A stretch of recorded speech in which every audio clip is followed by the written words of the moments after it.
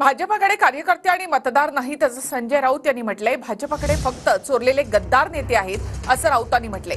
मुंगेरी लाल के हसीन सपने असा हल्लाबोल नितेश राणेंनी त्यानंतर संजय राऊत यांच्यावर केलाय।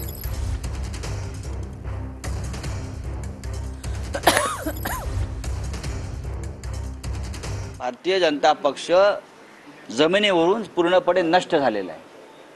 त्यांच्याकडे कार्यकर्ते नाही आहेत, त्यांच्याकडे मतदार नाही आहेत, त्यांच्याकडे फक्त बाहेरून चोरलेले नेते आहेत, गद्दार। आणि गद्दारांच्या मागे मतदार आणि जनता नाही, हे अमित शहांना फार लवकर कळलेलं आहे। हे बरं झालं। खरं म्हणजे अमित शहा यांनी भारतीय जनता पक्षाची जी अवस्था आहे त्याचं चित्र समोर आणलं।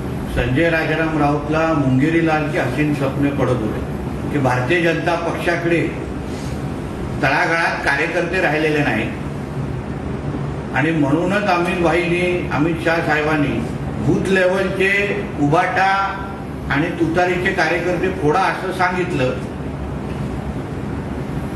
अशा पद्धतीचा जावई शोध या संजय राजाराम राऊतनी लावलेला आहे।